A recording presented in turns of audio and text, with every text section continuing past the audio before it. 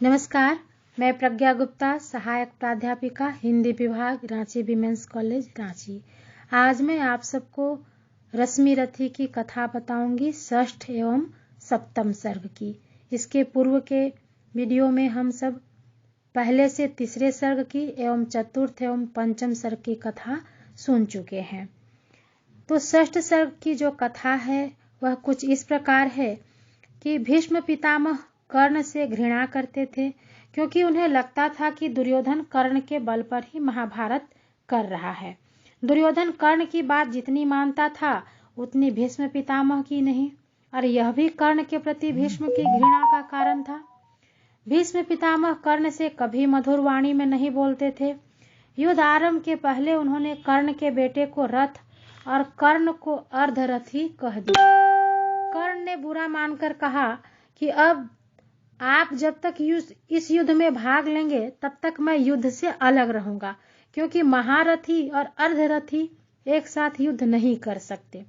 भीष्म जब तक यानी 10 दिनों तक कौरवों के सेनापति रहे तब तक कर्ण युद्ध से अलग रहे।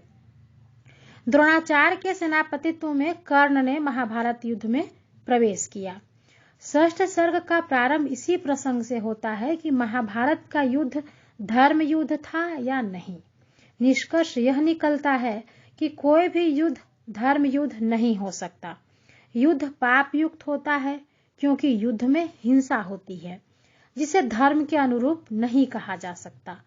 महाभारत के युद्ध में नीति का उल्लंघन दोनों पक्षों ने, कौरवों और पांडवों ने किया और सन्मार्ग का त्याग किया, इसलिए इसे धर्म युद्ध नहीं कहा जा सकता। इन सब के वर्णन के बाद घटोत्कच वध की कथा आती है।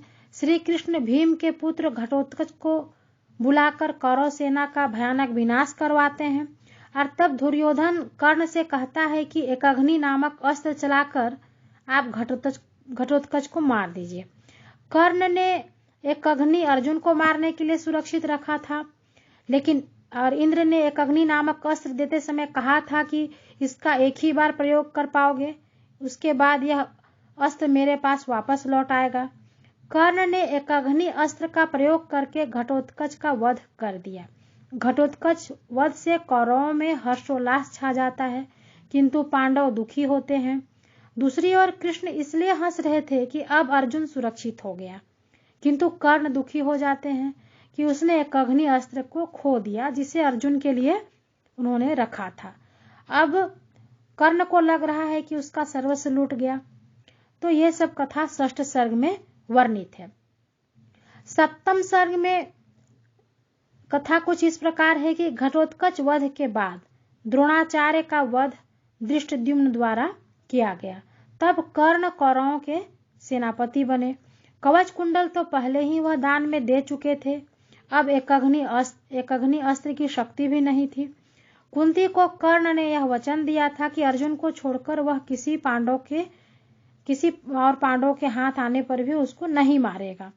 कर्ण का सारथी शल्य था, जो माद्री का भाई था, यानी कि युधिष्ठिर एवं अन्य पांडवों का मामा था। पांडवों के कहने पर रथ चलाते समय शल्य कर्ण से दुर्वचन कहकर उसका तेज फीका करते रहता था।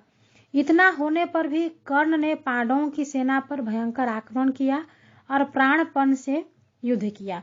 कर्ण की इच्छा थी कि आज युद्ध में वह कृष्ण और अर्जुन दोनों को बंदी बनाकर दुर्योधन को विजय दिला दे, लेकिन युधिष्ठिर उसके सामने पड़ गए।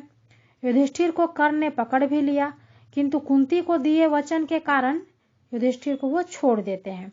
इसी प्रकार भीम, नकुल, सहदेव भी कर्ण के हाथ आ जाते हैं, पर कुंती को दिए वचन के कारण वो चारों पांडवों को जीवित छोड़ देते हैं।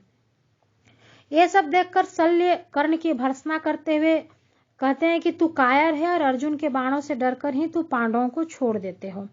कर्ण ने बताया कि मैंने व्रत लिया हुआ है कि अर्जुन को छोड़कर और किसी पांडव को नहीं मारूंगा।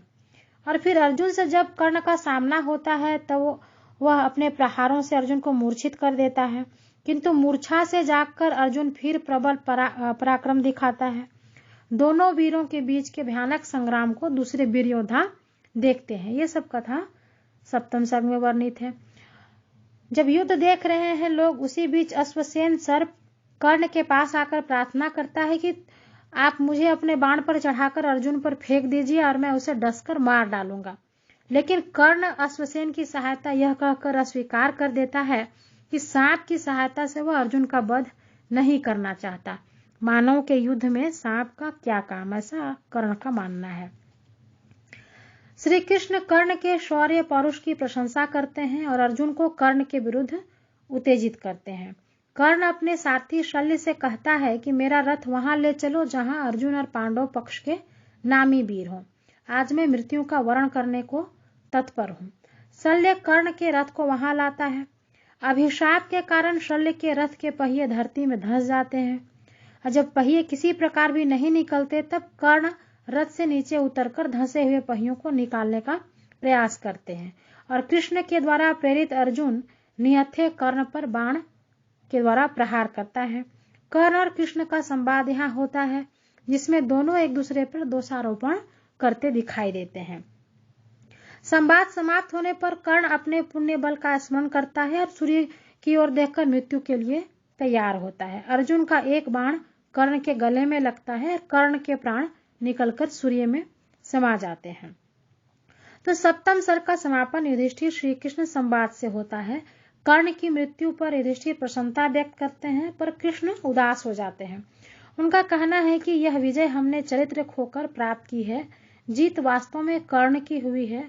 वह हमारा शत्रु नहीं था अपितु भीष्म द्रोण की भांति ही वीरता और आदर का पात्र था। तो इस तरह से सप्तम सर्ग की कथा है जहां पर वीरता के साथ कर्ण का अंत होता है और इन सब बातों को श्री कृष्ण समझते हैं। रश्मिरथी की कथा वस्तु सप्तम सर्ग में आकर समाप्त होती है और रश्मिरथी के माध्यम से राष्ट्रकवि दिनकर जी ने हम भारतीयों को जाति व्यवस्था को तोड़ने की बात सिखाई। धन्यवाद।